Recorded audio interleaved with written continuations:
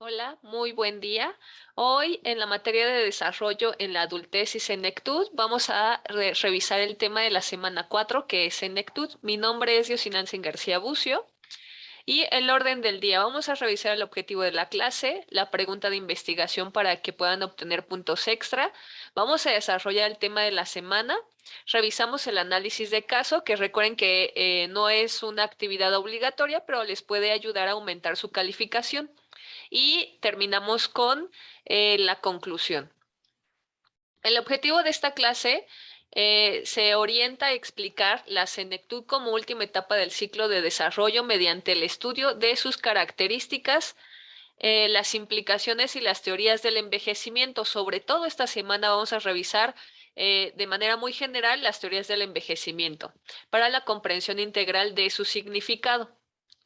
La pregunta de Open Class es esta. Una mujer de 35 años se encuentra desesperada ya que hasta este momento de su vida no se había preocupado por la aparición de canas, dolor de rodillas, aparición de arrugas. A ella le da miedo el envejecimiento. Si fuera su consejero, ¿desde qué teoría podrías explicarle lo que le está sucediendo? Recuerden de desarrollar su respuesta en un documento de Word con formato UTEL y al final del desarrollo, por favor, coloquen sus referencias en formato APA. Estas recuerden que es la pregunta de investigación para que puedan ganar puntos extras. Se sube al apartado de puntos extras. Bueno, sin más, vamos a empezar con conceptos clave. El envejecimiento. El envejecimiento nos dice que es el cambio fisiológico que sufre el individuo. Creo que dejé de compartir, no, creo que sigo. Aquí en este concepto, en este cuadrito dice que la vejez es el cambio físico que sufre el individuo cuyo término inevitable es la muerte. Por este otro lado, nos dice que la vejez es un proceso progresivo, esto es bien importante, desfavorable de cambio ordinariamente ligado al paso del tiempo histórico que se vuelve perceptible después de la madurez y concluye invariablemente en la muerte. Y este último concepto nos dice Goldfarb. Desde la psiquiatría señala que el envejecimiento es un proceso inevitable y progresivo de menoscabo de la capacidad para adaptarse, ajustarse y sobrevivir. La senectud es un estado en el cual la disminución de la capacidad funcional física y mental se ha hecho manifiesta, mesurable y significativa. Este va a ser un concepto importante porque va a haber una pregunta en su examen y la evidencia de aprendizaje referente a este concepto.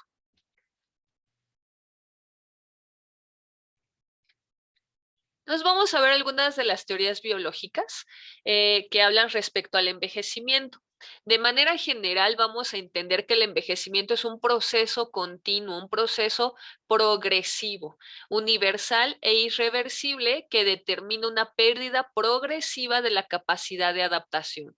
Vamos a identificar cambios en la composición química del cuerpo, cambios degenerativos, reducción en la capacidad adaptativa, incremento de la vulnerabilidad, va a haber un aumento de enfermedades e incremento en la mortalidad.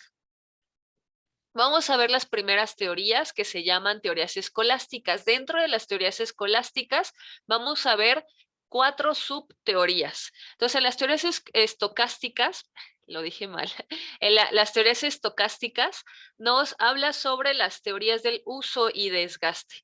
El proceso de envejecimiento sería el resultado de la suma de alteraciones que ocurren de forma aleatoria y se acumulan a lo largo del tiempo. Dentro de estas teorías estocásticas, vamos a identificar primero la teoría de los radicales libres. Recuerden, no pierdan de enfoque que estas teorías estocásticas hablan sobre uso y desgaste. Y la primera, que es la teoría de los radicales libres, nos dice que el envejecimiento sería el resultado de una inadecuada protección contra el daño producido en los tejidos por los radicales libres. Lo que hacen los radicales libres es oxidar. Entonces, nos dice esta teoría que es un proceso natural de oxidación de nuestras células. Más adelante, la semana 5, el tema de la semana 5, vamos a hablar un poquito más a profundidad de esta teoría. Después viene la teoría del error catastrófico, que nos dice que con el paso del tiempo se produciría una acumulación de errores en la síntesis proteica que en último término determinaría el daño de la función celular. Esta nos dice que también lo vamos a ver más a profundidad en la semana 5, que nuestras células van acumulando errores, nuestro organismo va acumulando errores, van estos procesos que se dan de manera natural en el nacimiento, reproducción y muerte de las células va a tener ciertas afectaciones y entonces al final va a haber un daño, eh, pues sí, va a haber daños, va a haber problemas dentro de este proceso natural, ¿no? Y entonces la célula, si se algunas células se van a dejar de reproducir y las que se reproducen tal vez se van a reproducir con esos errores. Y entonces, bueno, pues también nos habla de un proceso degenerativo. Después sigue la teoría del desgaste, que nos indica que cada organismo está compuesto de partes irreemplazables y que la acumulación de daño en sus partes vitales lleva a la muerte de las células, tejidos, órganos y finalmente del organismo. La teoría del desgaste nos dice exactamente que, pues cuando tú imaginemos un objeto, entre más ocupes, utilices el objeto, pues al final se va a terminar por descomponer o por romper. Lo mismo, tal vez eso es un error muy vano pues sí, muy vano, pero lo mismo sucedería con nuestro cuerpo, ¿no? No significa que lo tengamos que dejar guardadito nuestro cuerpo sin ninguna interacción, es algo natural, ¿no? En este momento vamos a ver al proceso de envejecimiento como algo natural y es importante de verlo así porque también muchos de los padecimientos de los problemas mentales, de los padecimientos en la depresión, ¿no? Los padecimientos en la adultez se reflejan mucho en este tipo de sintomatología que lleva la ansiedad y la depresión, el miedo o la fobia profunda al envejecer. Entonces, vamos a ver que el envejecimiento es un proceso natural, es algo que sucede sí o sí y tenemos que cambiar o romper estos prejuicios o estas ideas que en vez de permitirnos ver la vida y disfrutarla al máximo, verla de manera catastrófica o de manera sin esperanza, ¿no? Con una idea de, de invalidez, ¿no? Entonces, es bien importante que todas estas teorías hablan de que es un proceso que puede dirigirse a algunos aspectos biológicos, algunos aspectos psicológicos, algunos aspectos que tengan que ver de manera integral con la disminución progresiva de nuestras funciones vitales, ¿no? Entonces, al final, la teoría del desgaste, eso es lo que nos dice, que a lo largo de nuestra vida, pues vamos pasando por etapas, por diferentes etapas y que al final nuestro cuerpo, pues, se va desgastando, se va, va disminuyendo sus capacidades y pues al final las células poco a poco van muriendo y los procesos que de manera natural se llevaban en nuestro organismo se van deteriorando, ¿no? Y por último, la teoría del entrecruzamiento. En esta teoría nos dice que ocurren enlaces o entrecruzamientos entre las proteínas y otras macromoléculas celulares, lo que determinaría el envejecimiento y el desarrollo de enfermedades dependientes de la edad, como ocurre con las cataratas. Nos está hablando la teoría del encruzamiento de enfermedades características de la vejez, ¿no? Por ejemplo, las cataratas, por ejemplo, también el Alzheimer. No estoy diciendo o no con esto quiero decir que todos vayamos a tener cataratas o Alzheimer, ¿no? Pero sí son enfermedades comunes en la vejez, ¿no? Como muchas otras enfermedades, ¿no? Una de las principales, pues las cataratas, el Alzheimer, entre otras. Después viene las teorías no estocásticas. En estas teorías se propone que el envejecimiento sería la continuación del proceso de desarrollo y diferenciación y correspondería a la última etapa dentro de una secuencia de eventos codificados en el genoma. Las teorías no estocásticas nos dicen que nuestros genes ya tienen ese programa de envejecimiento, o sea, ya nuestras células, así como si fuéramos una computadora, meten ahí código, se programa la computadora o cualquier aplicación y entonces le das clic y se deja el programa seguir su destino, su continuidad. Lo mismo sucede con estas teorías no estocásticas. Nuestras células ya tienen el programa de nacer, reproducirse y morirse. Y entonces al final, pues cada vez que se reproducen estas células, van activando este programa de envejecimiento. Igual vamos a hablar más a profundidad la semana 5, por ejemplo, el de las fotocopias, ¿no? Tú sacas una copia de una página de un libro y entonces cada vez que tú sacas y sacas y sacas copias de ese mismo documento, o sea, a la copia, le sacas copia de la copia, pues obviamente que la copia va perdiendo calidad, ¿no? La impresión de ese documento va perdiendo calidad. Lo mismo, un ejemplo, eso mismo sucede con nuestras células, ¿no? Entonces, dentro de esta teoría, de estas teorías no estocásticas, vamos a ver tres subteorías. La teoría del marcapasos, que nos dice que, que el sistema inmune y el neuroendocrino, estas palabras siempre son bien complicadas para mí, mi dislexia y mi dislalia y todo. Entonces, bueno, el sistema inmune y el neuroendocrino son marcadores intrínsecos del envejecimiento, o sea, que el sistema inmune y el neuroendocrino ya tienen ese programa, ¿no? Y son marcadores, ¿no? Dice que van marcando el ritmo de la manifestación de los procesos de envejecimiento en nuestro cuerpo. Su involución está genéticamente determinada para ocurrir en momentos específicos de la vida. La teoría genética nos dice que existen evidencias sobre el control genético de la longevidad. La teoría genética habla que en nuestros genes ya está ese programa del envejecimiento, pero también dentro de esta teoría genética, muchos científicos están investigando sobre los antioxidantes, por ejemplo, que nos ayudan a prevenir, ¿no? O a alargar este proceso.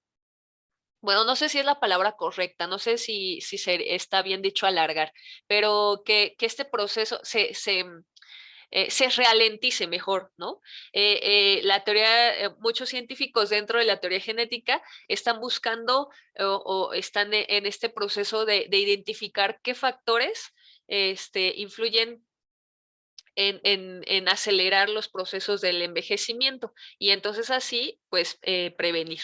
Y la última teoría de las teorías no estocásticas habla sobre la hipótesis de la telomerasa, que es lo que les había platicado de las fotocopias. Los telómeros son los extremos de las secuencias del ADN, es decir, el final de los cromosomas, ¿no? Aquí vemos una imagen de un cromosoma, es como una X, y aquí vemos el telómero, ¿no? Esto sería el telómero. Y entonces cada vez que se va reproduciendo, así como la fotocopia, que va perdiendo calidad, bueno, en esta hipótesis de la telomerasa, la telomerasa va perdiendo longitud o el cromosoma se va haciendo un poquito más chiquito, ¿no?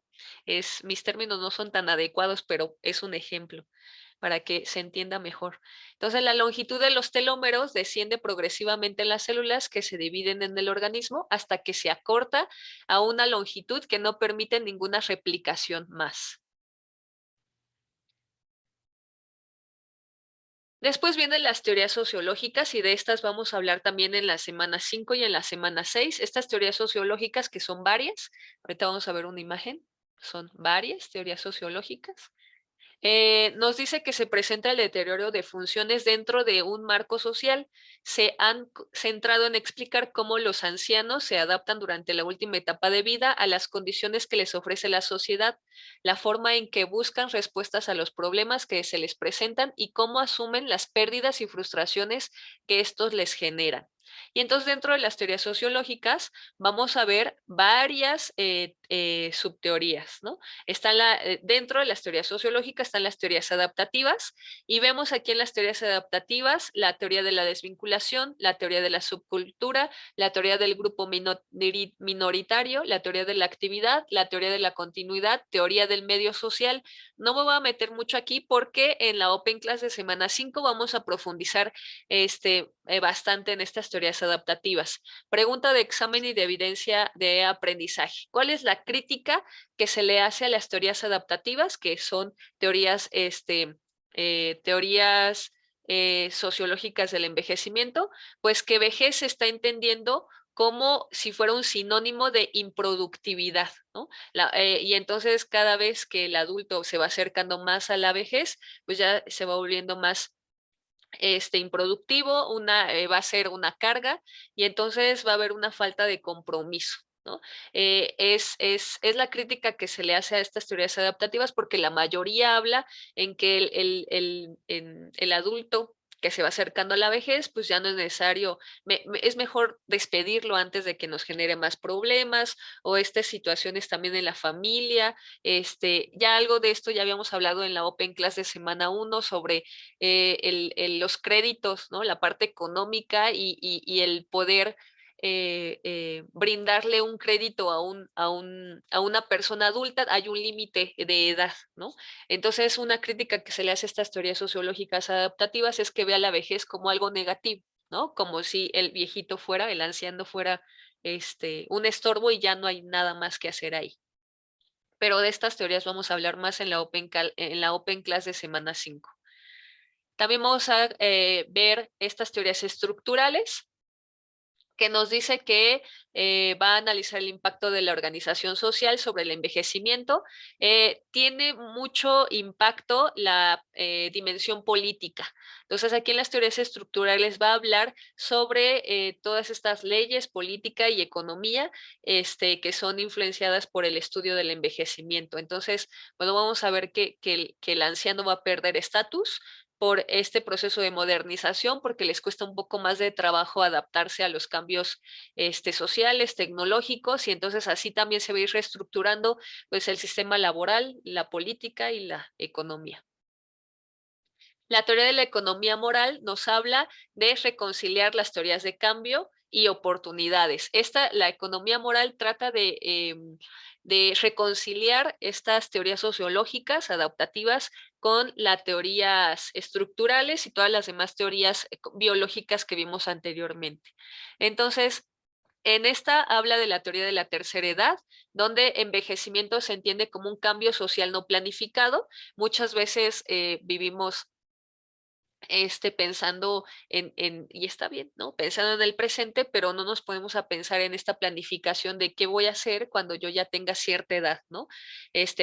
Cómo me voy a cuidar, cómo me voy a valer por mí mismo, qué cambios tengo que hacer para poder tener una cierta calidad de vida en el momento que llegue yo a estar viejito, ¿no? Y entonces se requiere de modificaciones ante los problemas sociales. Después viene la teoría del curso vital, que acentúan la diversidad de experiencias frente a la inevitable dependencia y las experiencias colectivas frente a las actitudes individualistas, poniendo de manifiesto que la edad y envejecimiento se han tornado como dimensiones claves de las sociedades modernas. Nos está diciendo que cada vez más hay eh, ma- más viejitos. Y entonces como cada vez estamos viendo una mayor población, va habiendo mayor población anciana, se tienen que hacer reestructuraciones en las dependencias, en la parte legal y en las instituciones que cuidan y protegen a los viejitos. Y la última teoría dentro de la economía moral es la teoría de la selectividad socioemocional. En esta nos habla que el envejecimiento iría acompañado por un giro motivacional que sitúa la optimización de la experiencia emocional y la extracción de significado en el primer lugar de la jerarquía de metas, convirtiendo y regulando las emociones eh, que son necesarias para una situación preventiva de las enfermedades mentales, físicas, que como hace ratito les comentaba, ¿no? Como darle un poco más espacio a la llegada de la vejez, ¿no? Y de esta teoría también es bien importante que que la estudien un poquito más a profundidad porque va a haber varias preguntas de examen y de evidencia de aprendizaje referente a la teoría de la selectividad socioemocional. Y bueno, ya por último, las teorías y modelos psicológicos que hablan sobre la vejez. Vamos a tener a Jung, ya la semana pasada les hablé un poquito de Jung, él acuérdense que trabaja con un enfoque de psicoanálisis y nos dice que las personas son guiadas por sus metas para el futuro, así como sus experiencias pasadas. No habla como Freud de infancia-destino, pero sí habla de una influencia.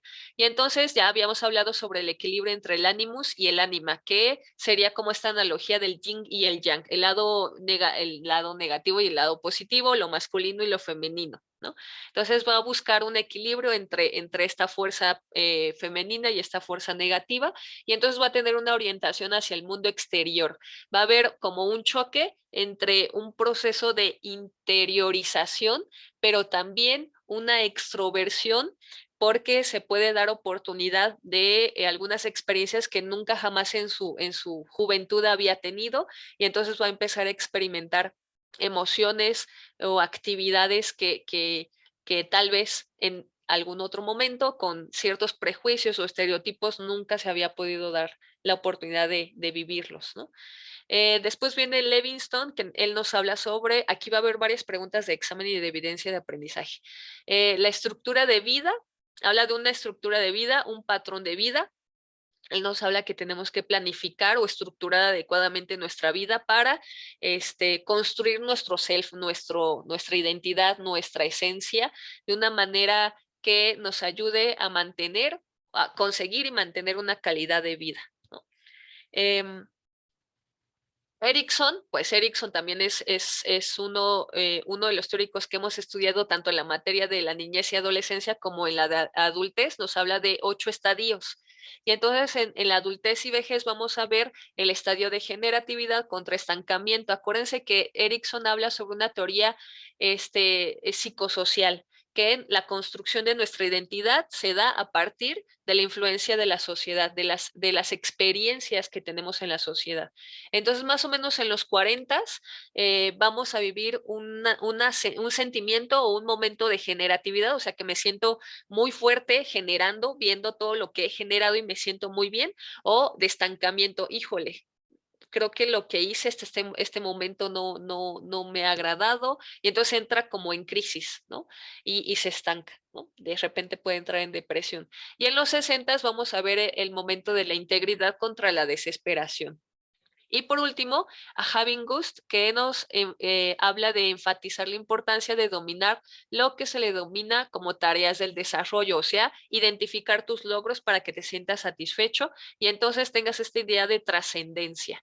Si el desarrollo con éxito de estas tareas llevarían a la felicidad, mientras que el fracaso llevaría a la infelicidad.